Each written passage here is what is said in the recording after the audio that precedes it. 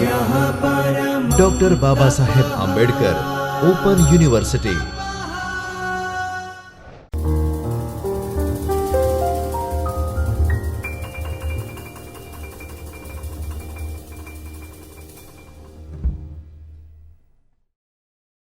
नमस्कार विद्यार्थी मित्रों, माરું नाम अंकित जोशी है। હું ડૉક્ટર બાબા સાહેબ આંબેડકર ઓપન યુનિવર્સિટીમાં કોમર્સ અને મેનેજમેન્ટ વિભાગમાં આસિસ્ટન્ટ પ્રોફેસર છું। આજે આપણે જે તમારે એમકોમ સેમેસ્ટર 1માં ભારતીય નાણાકીય વ્યવસ્થા છે એનો એકમ 1, ભારતીય નાણાકીય વ્યવસ્થાનો એકમ 1 એનો પરિચય આજે એના ઉપર આપણે ચર્ચા કરશું। એનાથી તમને ઘણું બધું શીખવા મળશે। આ લેક્ચર પૂરો થયા પછી તમે ઘણું બધું જાણશો જે તમારા માટે પ્રેક્ટિકલી પણ ઉપયોગી થશે અને તમારા લાઈફ જીવનમાં પણ વળતર કમાવામાં, નફો કમાવા, જે લોકો શેર બજારમાં રોકાણ કરતા હશે એના માટે ખૂબ જ ઉપયોગી સાબિત થશે। ચલો આપણે એના ઉપર ડિસ્કશન કરીએ, ચર્ચા કરીએ। રૂપરેખા તો આપણે આ વસ્તુ આજે ભણવાના છીએ। ભારતીય નાણાકીય વ્યવસ્થાનો પરિચય એટલે ભારતીય નાણાકીય વ્યવસ્થા કોને કહેવાય, ક્યારે આપણે એને ભારતીય નાણાકીય વ્યવસ્થા કહી શકશું। જેમ કે નાણાકીય વ્યવસ્થા કોને કહેવાય તો એક એવી પ્રવૃત્તિ જ્યાં નાણાંનું હલનચલન થાય છે, આદાન પ્રદાન થાય છે, એવી વ્યવસ્થા, એવી ગોઠવણી જ્યાં આપણે કેવી રીતે નાણાં આવે છે, કેવી રીતે નાણાં જાય છે। આપણી જે ઇકોનોમી છે, આપણી ઇકોનોમીમાં ગ્રોથમાં એનો સૌથી મોટો ફાળો હોય। આપણી ઇકોનોમી જ્યારે ગ્રોથ કરે છે, ડેવલપ થાય છે આપણી, જેમ કે આપણે કહીએ કે ભારત આજે સતત વિકાસ કરી રહ્યો છે, સતત એની જીડીપી બહુ હાયર જઈ રહી છે। એની જીડીપી 7 ને 8% પાસે છે ભારતની। તો એ કેવી રીતે સફળતા મળે છે? તો એ નાણાકીય વ્યવસ્થા જ્યારે સફળ હોય ને, કોઈ પણ દેશની ભારતીય નાણાકીય વ્યવસ્થા સફળ હોય ત્યારે એ થઈ શકે છે। તો એના ઉપર આપણે ચર્ચા કરીશું। પછી નાણાકીય વ્યવસ્થાના ઘટકો શું છે, એટલે એના પાયા શું છે। જેમ કે આ ટેબલ છે, તો આ ટેબલ કેવી રીતે ઊભું છે? તો ટેબલ આ 4 એના પાયા છે, મૂળભૂત પાયા, એના ઉપર ટકેલું છે। એ રીતે જે નાણાકીય વ્યવસ્થા છે આ સારી રીતે ક્યારે કામ કરી શકશે? જ્યારે એના પાયા મજબૂત હશે, જેની મૂળભૂત પાયો છે એ મજબૂત હશે ત્યારે। તો એના 4 મૂળભૂત ઘટકો હોય, એના ઉપર આપણે વિસ્તારપૂર્વક ચર્ચા કરશું। નાણાકીય બજાર, નાણાકીય મધ્યસ્થીઓ, નાણાકીય સાધનો, નાણાકીય સેવાઓ, પછી એના પ્રકારો કે નાણાકીય બજારના પ્રકારો કયા છે, સંગઠિત બજારો, બિનસંગઠિત બજારો, પછી વ્યવસ્થા તંત્રના કાર્યો અને સ્વાધ્યાય પ્રશ્નો, એના ઉપર પણ આપણે ચર્ચા કરીશું, જેથી તમને ઘણા બધા પરીક્ષાલક્ષી પણ પ્રશ્નો તમને સારી રીતે આવડશે। હવે વોન હર્ટ નાણાકીય વ્યવસ્થા શું કરે છે? તો જ્યારે આપણે કોઈ પણ ઇન્ડિવિજ્યુઅલને લઈએ, કોઈ પણ વ્યક્તિને લઈએ, તો વ્યક્તિની જે આવક હોય ને, જ્યાં એ આવક મેળવતો હોય તો આવકના 2 ભાગ હોય। 2 ભાગ એટલે પેલો જે ઉપભોગ કરે છે, એટલે જેટલી આવક તમને મળે છે એ આવકમાંથી તમે થોડાસા પૈસા, જેમ કે 70%, 30%, 40%, જેમ તમે 10,000 રૂપિયા આવક મેળવતા હોય તેના 70% એટલે 7,000 રૂપિયા, એ તમે મોટો ભાગ તમે ખર્ચમાં, તમે ઉપભોગમાં વાપરો છો। અને પછી જે નાનો ભાગ જે વધે છે એને આપણે બચત કહીએ છીએ।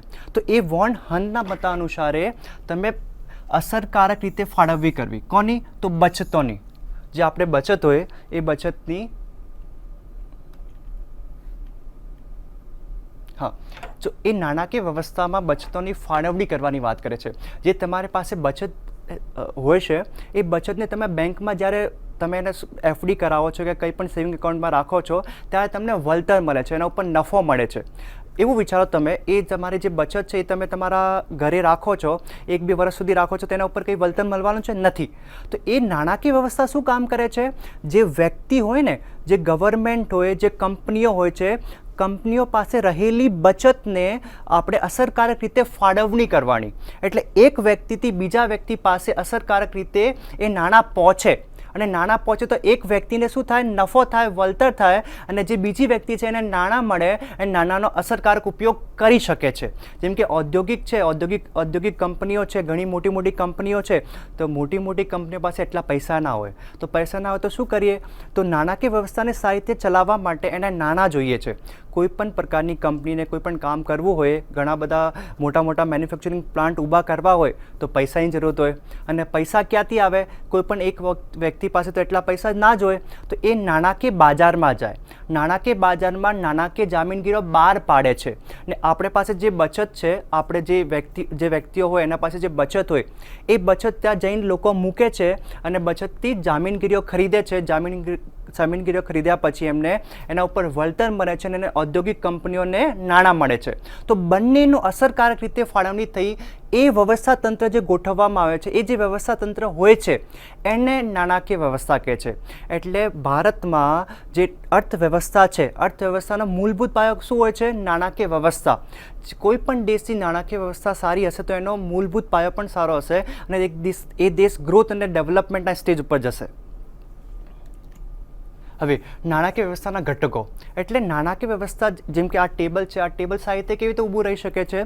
આ ટેબલને સફળ કામ કરવા માટે, સફળ નિયમન રાખવા માટે એના 4 પિલરો છે, એના 4 મૂળભૂત પાયાઓ છે જે એને સપોર્ટ આપે છે, જે એને કામ કરવામાં સફળતા આપે છે.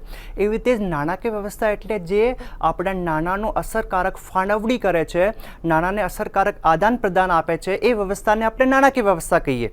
હવે એના ઘટકોમાં શું શું આવે? તો 4 પિલર, 4 એના મૂળભૂત પાયા. તો પહેલાં આપણે નાણાકીય બાજાર. એ નાણાકીય બાજાર સૌથી અગત્યનું પાસું છે નાણાકીય વ્યવસ્થાનું. અને બીજું આવે છે નાણાકીય મધ્યસ્થીઓ. ત્રીજું આવે છે નાણાકીય સાધનો એટલે જામીનગીરીઓ પણ કહી શકાય, અને નાણાકીય સેવાઓ. એ 4 જે મૂળભૂત પાયા હોય છે, જેમ કે ટેબલના હોય છે, એ 4 મૂળભૂત પાયા સારી રીતે જ્યારે કામ કરે છે ત્યારે નાણાકીય વ્યવસ્થા સફળ થાય છે. એટલે નાણાકીય વ્યવસ્થાનું સફળ કાર્ય નિર્માણ થાય છે. તો એના માટે પણ આપણે 4 ઉપર આપણે વિગતવાર ચર્ચા કરીશું. જેમ કે નાણાકીય વ્યવસ્થા તંત્રનું માળખું, તે સૌથી પહેલાં નાણાકીય વ્યવસ્થા. તો નાણાકીય વ્યવસ્થાના અહીંયા 3 પાસા બતાવેલા છે, પણ મુખ્યત્વે 4 પાસા હોય છે. નાણાકીય બાજારો, જે અગાઉ મેં કીધા, નાણાકીય બજારો, નાણાકીય મધ્યસ્થીઓ અને નાણાકીય સાધનો, અને ચોથું હોય છે નાણાકીય સેવાઓ.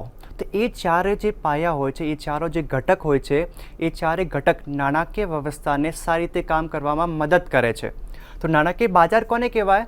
બાજાર એટલે એવું પ્લેટફોર્મ જ્યાં લોકો ખરીદ ફરોખ્ત કરી શકે છે. એટલે નાણાકીય બાજાર કોને કહેવાશે? તો નાણાકીય બાજાર એક એવું બાજાર છે જ્યાં મધ્યસ્થીઓ, જ્યાં નાણાકીય સાધનો અને જ્યાં ખરીદ ફરોખ્ત કરવાવાળા ખરીદનાર અને વેચનાર આવી શકે છે અને ત્યાં નાણાંનું આદાન પ્રદાન થાય છે નાણાકીય સાધનોના સ્વરૂપે. એટલે એક વ્યક્તિ ત્યાં ખરીદવા માટે જાય, બીજો વ્યક્તિ ત્યાં વેચવા માટે જાય, અને નાણાકીય બાજારમાં જે બધા મધ્યસ્થીઓ હોય એ સફળ સેવાઓ પૂરી પાડે છે અને નાણાકીય સાધનોનો ખરીદ ફરોખ્ત થાય છે. એટલે જ્યાં તમે જઈને નાણાકીય સાધનો ખરીદી શકો છો ને કોઈ પણ વ્યક્તિ ત્યાં જઈને નાણાકીય સાધનો વેચી શકે છે. એટલે ખરીદનાર અને વેચનારને એક પ્લેટફોર્મ પૂરું પાડવાનું કામ નાણાકીય બાજાર કરે છે. હવે નાણાકીય મધ્યસ્થીઓ શું? તો નાણાકીય મધ્યસ્થીઓ એવા પ્રકારના મધ્યસ્થીઓ હોય છે, જેમ કે બેંક, જે તમને ઘણી બધી વખત નાણાં આપે છે, જે વ્યક્તિઓને નાણાં લોન સ્વરૂપે આપે છે. તમે વ્હીકલ લેવું હોય કે તમારે હોમ લોન લેવું હોય તો તમે બેંક પાસે જાઓ છો. તો બેંક છે, સેબી છે, પછી જે નાણાં દેનાર છે એટલે શ્રોપ છે, ઘણી બધી સ્ટેટ કોઓપરેટિવ બેંક છે, ડિસ્ટ્રિક્ટ કોઓપરેટિવ બેંક છે, એ બધી બેંકો મધ્યસ્થીનું કામ કરે છે. મધ્યસ્થી એટલે જે લોકો મધ્યસ્થતા કરે છે, જે સોદો છે એ પૂરું પાડવામાં સફળ નિયંત્રણ રાખે છે અને સફળ નિરીક્ષણ કરે છે, જે જ્યાં ખરીદનારને એક પ્લેટફોર્મ પૂરું પાડવાનું, એના સાથે સેવાઓ આપવાની કામ કરે છે, એને અવેર કરવાનું કામ કરે છે, જે વેચનાર છે એના માટે પણ સુગમ બાજાર ઊભું કરે છે. ત્રીજું છે નાણાકીય સાધનો. નાણાકીય સાધનો એટલે જામીનગીરીઓ. એવી જામીન, જેમ કે શેર નામ સાંભળ્યો હશે તમે, એવી રીતે તમે ડિબેન્ચર નામ સાંભળ્યો હશે, નાણાપત્રક નામ સાંભળ્યો છે, સર્ટિફિકેટ ઓફ ડિપોઝિટ નામ સાંભળ્યો છે, ટી બિલ નામ સાંભળ્યો છે. એ બધા નાણાકીય સાધનો ગણાય છે. એટલે જેના સ્વરૂપે ખરીદ ફરોખ્ત થતી હોય, જે વસ્તુની ખરીદ ફરોખ્ત થતી હોય, એને નાણાકીય સાધનો કહેવાય છે. જેમ કે કોઈ પણ ઔદ્યોગિક કંપની હોય તો ઔદ્યોગિક કંપનીને નાણાં જોઈએ તો શું કરે ઔદ્યોગિક કંપની? તો ઔદ્યોગિક કંપની માર્કેટમાં જાય, બાજારમાં જાય અને નાણાકીય સાધનો બહાર પાડે છે. એ શેર બહાર પાડે છે, એ ડિબેન્ચર બહાર પાડે છે, એ ટ્રેઝરી બિલ બહાર પાડે છે, સર્ટિફિકેટ ઓફ ડિપોઝિટ બહાર પાડે છે, અને જે ખરીદનાર હોય એ ત્યાં આવીને એને ખરીદે છે. એટલે નાણાકીય સાધનોના સ્વરૂપે એ વસ્તુનું ખરીદ ફરોખ્ત થાય છે. હવે નાણાકીય બાજારને જોઈએ તો નાણાકીય બાજારના 2 પ્રકારો છે, સંગઠિત બાજાર અને બિનસંગઠિત બાજાર. અને હવે નાણાકીય વ્યવસ્થા તંત્રના કાર્યો. હવે આ નાણાકીય વ્યવસ્થા તંત્ર શું કાર્ય કરે છે, એ કેવી રીતે વર્કિંગ કરે છે, એનું કામ કેવી રીતે પૂરું કરે છે, એનું નિયમન કેવી રીતે કરે છે? તો નાણાકીય વ્યવસ્થા તંત્રનું સૌથી પહેલું કાર્ય છે બચત પ્રવૃત્તિને પ્રોત્સાહન આપવું. એટલે જે વ્યક્તિ બચત કરતો હોય ને, એના પાસે ઘણા બધા નાણાં હોય, એ નાણાં ઉપર વળતર લેવા માંગતો હોય તો એના માટે એક પ્લેટફોર્મ પૂરું પાડે છે નાણાકીય વ્યવસ્થા તંત્ર, જે આ જઈને ત્યાં રોકાણ કરી શકશે અને રોકાણ ઉપર વળતર લઈ શકે છે. એટલે બચત પ્રવૃત્તિને પ્રોત્સાહન આપવાનું કામ કરે છે નાણાકીય વ્યવસ્થા તંત્ર. તમે ઘણી વખત જોયું હશે કે તમારી પાસે 5,000 કે 10,000 રૂપિયા પડ્યા હોય બચતના રૂપે અને તમે એના ઘરમાં રાખો તો 1 વર્ષ 2 વર્ષ પછી પણ એ 5,000 રૂપિયા જ રહેશે અને 10,000 રૂપિયા જ રહેશે. પણ જ્યારે એ નાણાકીય વ્યવસ્થા તંત્રમાં તમે એક ભાગ બનો છો, નાણાકીય વ્યવસ્થા તંત્રમાં નાણાકીય બજારમાં જાઓ છો, તો નાણાકીય બજારમાં ત્યાં તમે જઈને નાણાકીય સાધનોને ખરીદો છો. નાણાકીય સાધનોને જ્યારે તમે ખરીદશો એટલે 100 રૂપિયાના ભાવે કે કંઈ પણ ડિનોમિનેશનના હોય છે, તમે ખરીદ્યા પછી એને જ્યારે એની મેચ્યોરિટી એટલે પરિપક્વતા અવધિ પૂરી થાય છે તો એના ઉપર તમને વ્યાજ મળે છે, ડિવિડન્ડ મળે છે. તો એ વસ્તુ તમારે નાણાંની વળતરને વધારે છે, નાણાંના બચતને વધારે છે. તો બચત પ્રવૃત્તિને પ્રોત્સાહન આપવાનું કામ પણ નાણાકીય વ્યવસ્થા તંત્ર કરે છે. બીજું, નાણાં ભંડોળની ગતિશીલતા. ગતિશીલતા એટલે આ વસ્તુ આ જગ્યા છે, એ નાણાં એ જગ્યા છે, એ જગ્યાથી એને હલનચલન કરીને બીજી જગ્યા સુધી પહોંચાડવાનું કામ કરે છે. એટલે એ કેવી રીતે કામ કરે છે? તમે નાણાકીય વ્યવસ્થા તંત્રને જ્યારે જોશો ત્યારે ઔદ્યોગિક કંપની અને મોટી મોટી જે કંપનીઓ હોય છે, તો કંપનીઓ પાસે નાણાંની જરૂરત હોય તો વધારે, કેમ કે એને ઘણું મોટું મેન્યુફેક્ચરિંગ પ્લાન્ટ ઊભું કરવું હોય અને કંઈ પણ ઉત્પાદન કરવું હોય તો નાણાં બહુ અગત્યનો રોલ નિભાવે છે, બહુ અગત્યનો પાસું છે એના માટે. તો એના માટે શું જોઈએ? તો એના મોટી માત્રામાં મૂડી જોઈએ છે. એટલે મોટી માત્રામાં મૂડી લેવા માટે એ શું કરે છે? શેર બહાર પાડે છે, ડિબેન્ચર બહાર પાડે છે અને માર્કેટમાં જઈને એની નોંધણી કરાવે છે કે શેર છે, એ ડિબેન્ચર એ બહાર પાડવામાં આવે છે.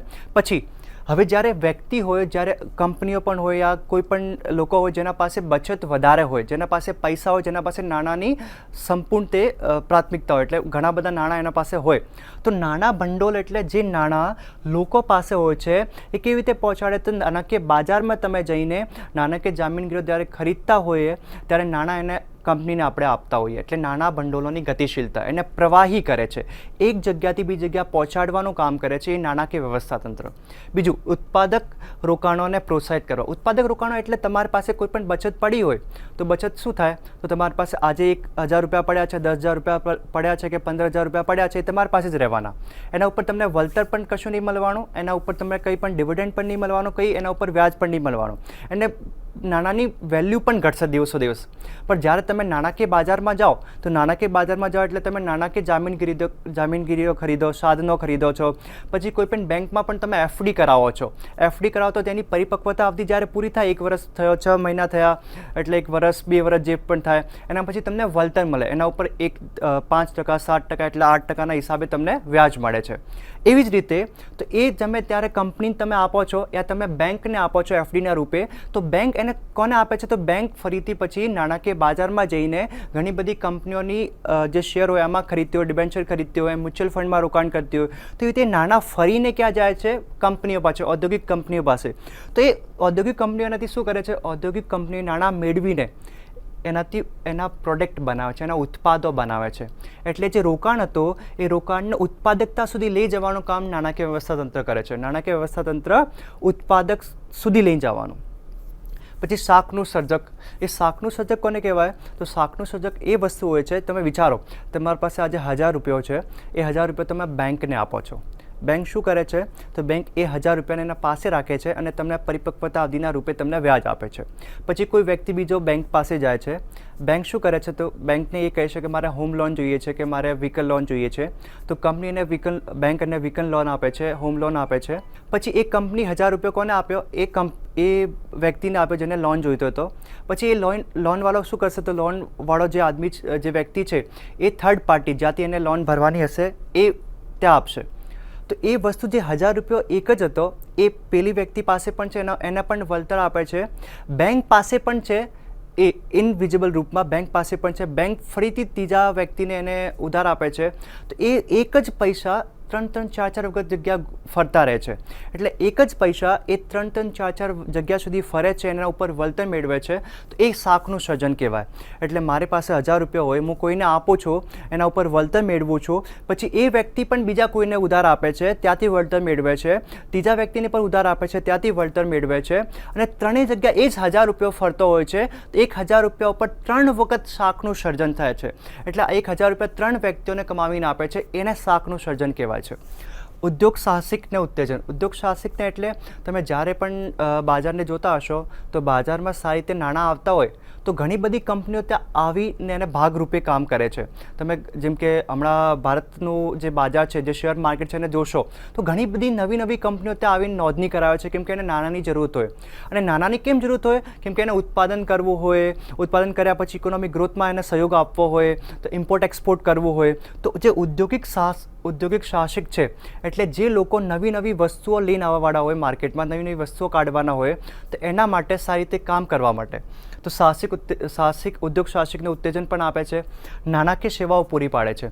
નાણાકીય સેવાઓ એટલે ઘણી બધી તમે વસ્તુ જોશો, જેમ કે તમે બ્રોકર પાસે જાઓ છો તો બ્રોકર શું કરે છે? એ નાણાકીય મધ્યસ્થીઓ છે એની સેવાઓ પૂરી પાડે છે. તમને તમારા પાસેથી થોડું ઘણું કમિશન લઈને તમે સેવાઓ પૂરી પાડવાનું કામ કરે છે. એ વ્યવસ્થા તંત્રમાં નાણાકીય સેવાઓ પૂરી પાડે છે. નાણાકીય બજાર. હવે આપણે જોયું હતું કે નાણાકીય બજાર કોને કહેવાય? તો નાણાકીય બજાર એક એવું બજાર છે જે નાણાકીય મિલકતોનું સર્જન કરે છે. નાણાકીય મિલકત એટલે જે ઘણી બધી તમને શેર્સ, જામીનગીરીઓ, debentures, call money market, notice money market, એ ઘણી બધી જે તમારે મિલકતો છે એનું સર્જન કરવાનું કામ કરે છે. એટલે જે કંપનીઓ હોય, કંપનીઓને નાણાંની જરૂરત હોય છે તો એના માટે પ્લેટફોર્મ પૂરું પાડવાનું કામ કરે છે નાણાકીય બજાર.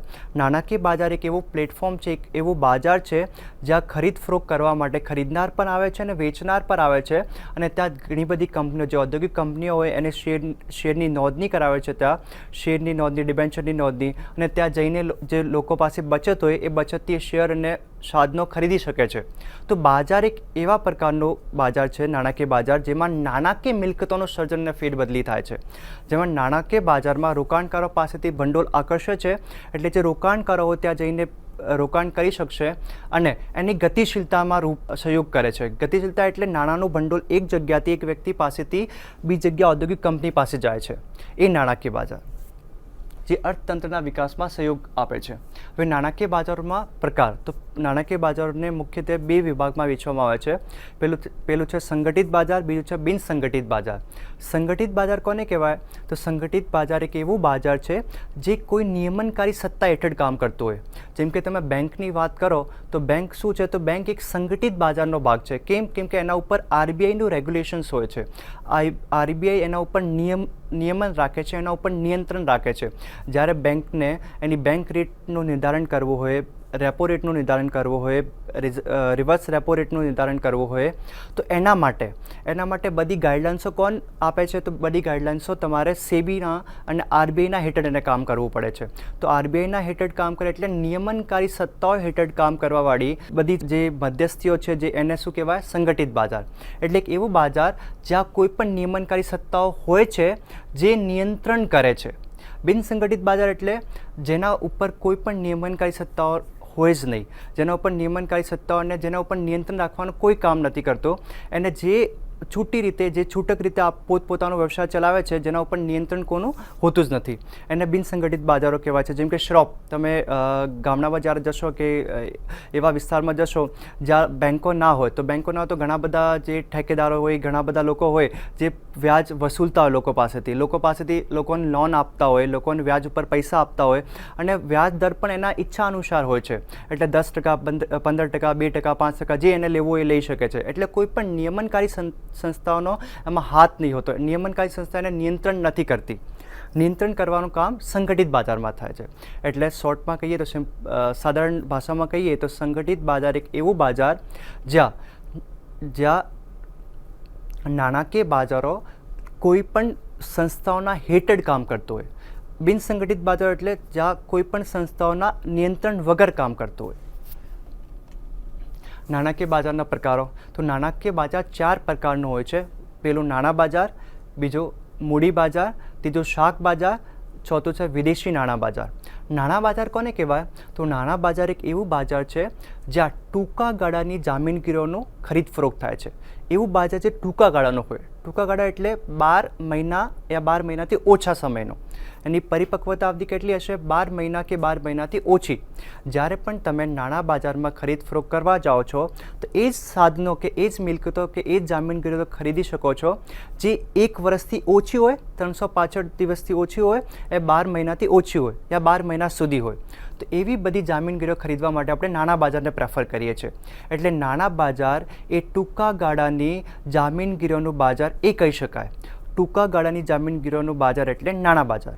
નાણાં બજારમાં તમે નાણાંના સ્વરૂપે એટલે જે લિક્વિડિટી વધારે હોય એના ઉપર એટલે તરલતા, પ્રવાહિતા, એટલે નાણાં બજારમાં તમને પૈસા જોતા હોય તો તમે તે જ વખતે તમારી નાણાકીય સાધનોને પ્રવાહિતાના રૂપે કેશમાં અને રોકડમાં રૂપાંતરિત કરાવી શકો છો. એ બજાર નાણાં બજાર જે વૈશ્વિક લેનદેન માટે બહુ મોટું જ કામ કરે છે. જે નાણાં બજાર ઉપર આપણી જે ઇકોનોમી છે, જે ડેવલપમેન્ટ છે એ ઘણું બધું નિર્ભર કરે છે. એને આરબીઆઈના નિયંત્રણ હેઠળ રાખવામાં આવે છે. આરબીઆઈ એના ઉપર કામ કરે છે, આરબીઆઈ એને નિયંત્રણ કરે છે. પછી મૂડી બજાર. તો મૂડી બજાર કોને કહેવાય? તો મૂડી બજાર એ લાંબા ગાળાનું બજાર. લાંબા ગાળાનું બજાર એટલે જે 12 મહિનાથી વધારે પરિપક્વતા અવધિવાળી જામીનગીરીઓ હોય છે, સાધનો હોય છે, એનું ખરીદ ફરોખ કરવાનું કામ કરે છે મૂડી બજાર. મૂડી બજાર એટલે એવું બજાર જે લાંબા ગાળાની જામીનગીરીઓની ખરીદ ફરોખનું કામ કરે છે અને મૂડી બજાર કહેવાય છે. તમે એને સાધારણ ભાષામાં કહીએ તો એક એવું બજાર જે નાણાં બજારના અનુસરે, નાના બજારના અલાવા જે પણ ઘણી બધી જામીનગીરીઓનો ખરીદ ફરોખ થતો હોય એ મૂડી બજારમાં થાય છે. જે કોઈપણ દેશની એની ગ્રોથ એન્ડ ડેવલપમેન્ટમાં મૂડી બજારનું ઘણું બધું એનો સહયોગ હોય છે. મૂડી બજારનું ઘણું બધું કામ હોય છે અને મૂડી બજાર એને ગ્રોથ અને ડેવલપમેન્ટના પથ ઉપર લઈને જાય છે, જે આપણે માટે ઘણું મહત્વપૂર્ણ છે. વિદેશી નાણાં બજાર. વિદેશી નાણાં બજાર એટલે જ્યારે પણ કોઈ પણ ઇમ્પોર્ટ એક્સપોર્ટ કરતા હોઈએ, તમને ખબર હશે કે જ્યારે આપણે ભારતની ઘણી બધી કંપનીઓ વિદેશમાં માલ વેચતી હોય અને ભારતની ઘણી બધી કંપનીઓ વિદેશી માલ ખરીદતી હોય છે, ત્યારે આપણે એક દેશની મુદ્રા અલગ હોય છે અને બીજા દેશની પણ મુદ્રા અલગ હોય છે. તો ત્યાં આપણે જ્યારે ફેરબદલી કરવી હોય નાણાંની, ત્યાં વિદેશી નાણાં બજાર કામ કરે છે. વિદેશી નાણાં બજાર એટલે એવું બજાર જે વિદેશી હલનચલનની ફેરબદલીનું કામ કરે છે. જ્યારે આપણે ઇમ્પોર્ટ એક્સપોર્ટ કરતા હોઈએ, જ્યારે આપણે વિદેશથી વસ્તુઓ ખરીદતા હોઈએ યા આપણે વિદેશમાં વસ્તુઓ વેચતા હોઈએ, ત્યારે આપણા જે રોકાણકારો છે, જે આપણા ઉત્પાદક છે, એ ઉત્પાદકની વિદેશી ચલણમાં સોદો કરવો હોય એના માટે વિદેશી નાણાં બજાર એને પૂરતો સહયોગ આપે છે, પ્લેટફોર્મ પૂરું પાડે છે. જે વિદેશથી ચલણને, જેમ કે આપણે કોઈ પણ માલ વેચતા હોઈએ તો આપણને ડોલર, જેમ કે ઓસ્ટ્રેલિયા વેચતા હોઈએ, યુએસએ વેચતા હોય તો ત્યાંની વિદેશી મુદ્રામાં આપણને પૈસા મળે છે ને આપણે ઇન્ડિયન રૂપીઝમાં પૈસા લેવાના હોય છે. તો જ્યાં નાણાં, એ જે વિદેશી નાણાં બજાર છે એના રૂપે આપણને ડોલરથી આપણને રૂપાંતરણ કરીને ભારતીય રૂપિયામાં પૈસા મળે છે. એ વિદેશી હુંડિયામણનું કામ કરે છે. અને શાક બજાર એટલે શાક બજાર એવું બજાર જે નોન બેન્કિંગ ફાઇનાન્શિયલ કંપનીઓ ચલાવે છે. એ ઘણું મોટું કામ છે નોન બેન્કિંગ ફાઇનાન્શિયલ કંપનીઓનું. કેમ કે તમે ઘણી વખત જોશો કે તમે જ્યારે લોન લેવું હોય કે કોઈ પણ વસ્તુ લેવી હોય, તમે બેંકો પાસે જાઓ તો બેંક તમને ના પાડે, તો પછી તમે કોના પાસે જાઓ? તો નોન બેન્કિંગ ફાઇનાન્શિયલ ઇન્સ્ટિટ્યુશન પાસે, એટલે એનબીએફસી. તમે એનબીએફસી પાસે જાઓ છો અને ત્યાં શું કહો છો? એનબીએફસીને થોડા ઘણા તમારા ડોક્યુમેન્ટ ઓછા હોય તો પણ તમે ટૂંકા ગાળા યા લાંબા ગાળાનો લોન યા ફાઇનાન્સ ત્યાંથી મળે છે, નોન બેન્કિંગ ફાઇનાન્શિયલ ઇન્સ્ટિટ્યુશનથી. એટલે નોન બેન્કિંગ ફાઇનાન્શિયલ ઇન્સ્ટિટ્યુશન શાકનું બજાર છે, શાકના સર્જનનું બજાર છે. જ્યાં તમને કોઈ પણ કોર્પોરેટ માટે લોન જોઈએ છે, તમે વ્હીકલ લોન જોઈએ છે, હોમ લોન જોઈએ છે, પર્સનલ લોન જોઈએ છે, તે ત્યાં શાક બજાર પૂરું પાડે છે. હવે નાણાકીય મધ્યસ્થીઓ. હવે નાણાકીય મધ્યસ્થીઓ કોને કહેવાશે?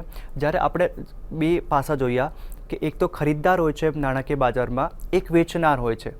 ખરીદદાર જ્યારે ખરીદવા જાય છે અને વેચનાર જ્યારે વેચવા જાય છે, ત્યારે મધ્યસ્થી ઘણી બધી એવી સેવાઓ હોય છે જે મધ્યસ્થીના ભાગરૂપે પૂરી પાડવાની હોય છે, જે મધ્યસ્થી પૂરી પાડે છે.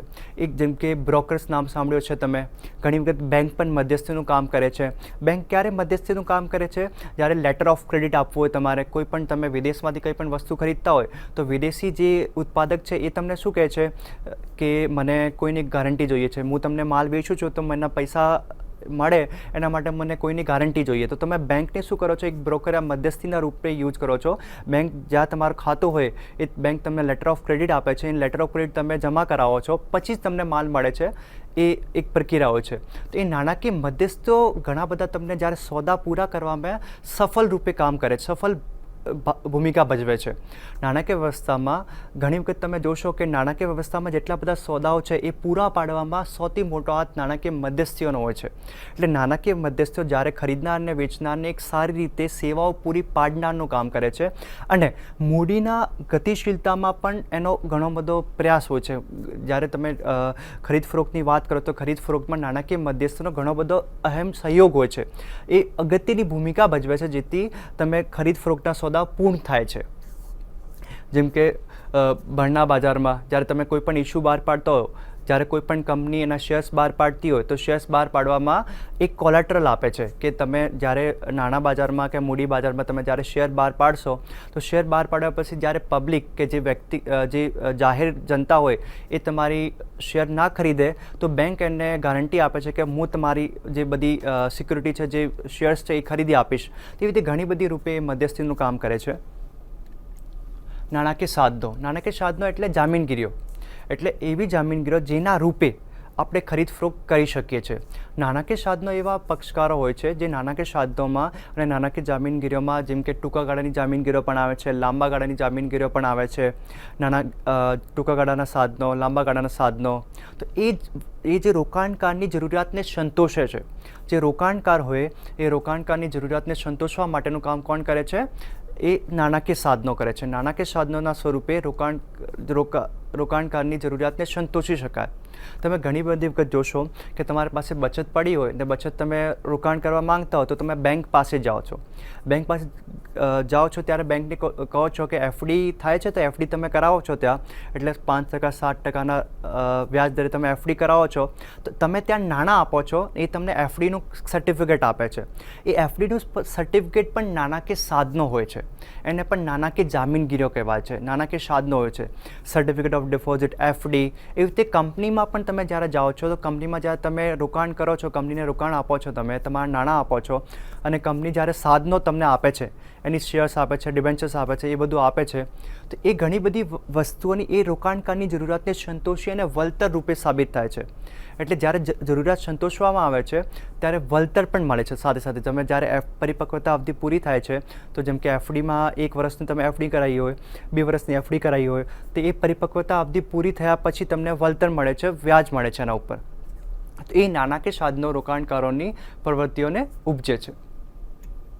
હવે નાણાકીય સાધનોના પણ પ્રકારો હોય છે. તો નાણાં બજારમાં કયા કયા સાધનો હોય છે? જે ટૂંકા ગાળાના સાધનો હોય છે, કોલ નોટિસ, મની માર્કેટ, તિજોરી બિલ, મુદ્દતી નાણાં, થાપણના પ્રમાણપત્રો, વેપારી કાગળો, એ બધાનો સમાવેશ થાય છે નાણાં બજારમાં. કેમ નાણાં બજારમાં સમાવેશ થાય છે? કેમ કે નાણાં બજારમાં તમારે જે ટૂંકા ગાળાની જામીનગીરો હોય છે એને વેચવાની હોય છે. ટૂંકા ગાળાની જે જામીનગીરો છે એ તમે ખરીદી શકો છો, જેની પરિપક્વતા અવધિ 12 મહિનાથી ઓછી હોય કે 365 દિવસથી ઓછી હોય. જેમ કે notice, call notice, money market, તિજોરી બિલો ભારત સરકાર દ્વારા બહાર પાડવામાં આવે છે, આરબીઆઈ દ્વારા બહાર પાડવામાં આવે છે. મુદ્દતી નાણાં, થાપણના પ્રમાણપત્રો, વેપારી કાગળો, આ વસ્તુનો સમાવેશ થાય છે. મૂડી બજારમાં જે લાંબા ગાળાની જામીનગીરીઓ છે એનો ખરીદ ફરોખ્ત થાય છે.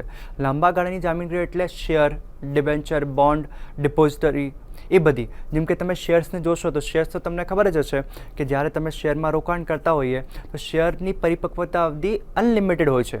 જ્યાં તમને 1 વર્ષ કે 2 વર્ષ સુધી શેરમાં રોકાણ નથી કરી શકતા, તમે રોકાણ કરો તો એ વસ્તુને ખરીદી શકો છો, વેચી શકો છો. પણ જ્યારે કંપની જ્યાં સુધી ફડજામાં ના જાય ત્યાં સુધી એના શેરો માર્કેટમાં રહે છે, બજારમાં રહે છે. એટલે શેર, ડિબેન્ચર અને બોન્ડ એ લાંબા ગાળાની જામીનગીરીઓ કહેવાય છે. ત્રીજો આવે છે સરકારી જામીનગીરો. તમે ઘણી વખત જોયું હશે કે ઘણા બધા ભારત સરકાર દ્વારા કે જે સ્ટેટ ગવર્મેન્ટ હોય એના દ્વારા, રાજ્ય સરકાર દ્વારા કે આપણે મ્યુનિસિપાલિટી દ્વારા ઘણા મોટા પ્રોજેક્ટ કરવામાં આવે છે, ઘણી મોટી હોસ્પિટલો બનાવવામાં આવે છે, બ્રિજ બનાવવામાં આવે છે. તો એ બ્રિજનું જ્યારે કામ કરવું હોય તો બ્રિજ માટે ઘણા મોટા પ્રમાણે નાણાં જોઈએ છે, મોટા પ્રમાણમાં નાણાંની જરૂરિયાત હોય છે. તો નાણાંની જરૂરિયાત માટે એ પણ શું કરે છે, જેમ national highway authority of India, NHAI, તો એ પણ શું કરે છે, એને ઘણી બધી મૂડીની જરૂરત હોય તો એ નાણાં બજારમાં જઈને, મૂડી બજારમાં જઈને એના માટે નાણાકીય સાધનો કે જામીનગીરો બહાર પાડે છે. અને નાણાકીય જામીનગીરો બહાર પાડે એ રાજ્ય સરકાર દ્વારા પણ બહાર પાડવામાં આવે છે, ભારત સરકાર દ્વારા પણ બહાર પાડી શકાય છે અને મ્યુનિસિપાલિટી પણ. તો એ જ્યાં વ્યક્તિ જેના પાસે બચત હોય ત્યાં જઈને રોકાણ કરી શકે છે. તો એવા ઘણા બધા જે ભંડારના સાધનો છે, જે સાધનો સરકાર દ્વારા બહાર પાડવામાં આવે છે એને સરકારી જામીનગીરો કહેવામાં આવે છે. જેને બહાર પાડવા માટે, ભંડોળ ઊભું કરવા માટે સરકાર, ભારત સરકાર હોઈ શકે છે, રાજ્ય સરકાર હોઈ શકે છે, એટલે ડિસ્ટ્રિક્ટ લેવલની સરકાર પણ હોઈ શકે, જેમ કે મ્યુનિસિપાલિટી, એવી રીતે. તો એ જ્યારે બહાર પાડે એને સરકારી જામીનગીરો કહેવામાં આવે છે. નાણાકીય સેવાઓ, એવી તમામ સેવાઓ જે નાણાકીય સ્વરૂપે કોઈપણ ધંધાને સરકાર કે ઘર કુટુંબને પૂરી પાડવામાં આવતી હોય. કોઈપણ ધંધા એટલે જ્યારે ઉદ્યોગને પૈસા ગતિશીલ કરવાનું કામ કરે છે એ નાણાકીય સેવાઓ કરે છે. તમે ઘણી વખત જોયું હશે કે જે બ્રોકર હોય ને, અંડરરાઇટર જે બ્રોકર હોય એ બ્રોકર શું કરે છે, ઘણી બધી વખત કંપનીઓને પણ એવું કહે છે કે તમારે નાણાં જોઈતા હોય તો અમે નાણાં આપશું, અમે નાણાં લોકો પબ્લિક પાસેથી, જાહેર જનતા પાસેથી ઊભું કરીને તમને ભંડોળ આપશું. તો એ બ્રોકર હોય, એ ઘણા બધા અંડરરાઇટર હોય, એ ઘણી બધી કંપનીઓ પણ હોય જે નાણાકીય સેવાઓ પૂરી પાડતી હોય. જેમ કે મ્યુચ્યુઅલ ફંડની ઘણી બધી કંપનીઓ હોય છે, એ પણ નાણાકીય સેવાઓ અને ભંડોળ પૂરું પાડવાનું કામ કરે છે. જેમાં સમાવેશ થાય છે, બેંક પણ કરે છે, જેમાં ગ્રહ નાણાં સેવા એટલે તમને હોમ લોન આપે છે, વાહન નાણાં સેવા એટલે વ્હીકલ લોન આપે છે, ગીરો લોન, પર્સનલ લોન, વેપારી રોકાણ બેન્કિંગ, વીમા સેવા, મ્યુચ્યુઅલ ફંડ, હપ્તા પદ્ધતિ, ભાડે પદ્ધતિ, એ બધી નાણાકીય સેવાઓ છે. એ નાણાકીય સેવાના સ્વરૂપે જે નાણાકીય મધ્યસ્થ હોય છે એ નાણાકીય વ્યવસ્થાતંત્રને સારી રીતે ચલાવે છે. આજે આપણે નાણાકીય વ્યવસ્થાતંત્રના ઘટકોની ચર્ચા કરી છે. નાણાકીય વ્યવસ્થાતંત્રના ઘટકોમાં 4 વસ્તુ આપણે શીખી છે કે નાણાકીય જે વ્યવસ્થા હોય એના 4 મૂળભૂત પાયા હોય છે. નાણાકીય બાજારના 2 પાયા હોય છે, નાણાં બાજાર અને મૂડી બાજાર, જે મુખ્યત્વે હોય. બીજા પણ હોય, વિદેશી નાણાં બજાર અને શાક બજાર પણ હોય છે, પણ મુખ્યત્વે નાણાં બજાર અને મૂડી બજાર 2 ભાગ હોય છે એના. પછી આપણે નાણાકીય મધ્યસ્થ એટલે જે સેવાઓ પૂરી પાડવામાં એના સહયોગ આપે છે અને મધ્યસ્થો કહીએ છીએ, જેમ કે બેંક, RBI, સેબી, એ બધા. પછી નાણાકીય સાધનો, તો નાણાકીય સાધનો પણ 2 પ્રકારના હોય છે, ટૂંકા ગાળાના સાધનો અને લાંબા ગાળાના સાધનો. ટૂંકા ગાળાના સાધનો એ જે નાણાં બજારમાં વેચાય છે, ખરીદ ફરોખ્ત નાણાં બજારમાં થાય છે, અને લાંબા ગાળાના એટલે એ મૂડી બજારમાં. ચોથો આપણે નાણાકીય સેવા, જે નાણાકીય સેવા એટલે હોમ લોનની, વ્હીકલ લોનની, એ બધી સેવાઓ પૂરી પાડે છે, એ નાણાકીય સેવાઓ કહેવામાં આવે છે. હવે આપણે પ્રશ્નો જોઈએ. નાણાં બજારના સાધનો લખો તો નાણાં બજારના સાધનો એટલે કોલ નોટિસ, મની માર્કેટ છે, સર્ટિફિકેટ ઓફ ડિપોઝિટ છે, એ નાણાં બજારના સાધનો. બીજો પ્રશ્ન છે મૂડી બજારની વ્યાખ્યા. તો મૂડી બજાર કોને કહેવાય? તો મૂડી બજાર એટલે લાંબા ગાળાનું બજાર એટલે મૂડી બજાર. લાંબા ગાળાનું બજાર એટલે લાંબા ગાળાની જામીનગીરીનું બજાર એટલે મૂડી બજાર. ઔદ્યોગિક નાણાં બજારના સાધનો એટલે ઔદ્યોગિક નાણાં બજારના સાધનો એટલે સર્ટિફિકેટ ઓફ ડિપોઝિટ, થાપણો, એ બધા વસ્તુ આવે છે. નાણાકીય વ્યવસ્થાતંત્રનો અર્થ એટલે નાણાકીય વ્યવસ્થાતંત્ર એવી વ્યવસ્થાતંત્ર જે શાખનું સર્જન કરે છે, જે બચતોને ગતિશીલ કરે છે, જે નાણાં ભંડોળને ઔદ્યોગિક કંપનીઓ સુધી પહોંચાડે છે. એ વ્યવસ્થાનું કામ નાણાકીય વ્યવસ્થા કરે છે. નાણાકીય વ્યવસ્થાના હેતુ પણ આપણે જોયા છે કે બચત પ્રવૃત્તિઓને પ્રોત્સાહન આપવું, શાખનું સર્જન કરવું, નાણાકીય વ્યવસ્થા પણ સમજી. તો આજે આપણે સમયની મર્યાદા હોવાથી ત્યાં સુધી રાખીએ. નવા લેક્ચરમાં ફરીથી આપણે એને થોડું રિપીટ કરશું ને આગળના લેક્ચર્સમાં આપણે એના આગળ બીજા યુનિટમાં આપણે જશું. ધન્યવાદ વિદ્યાર્થી મિત્રો.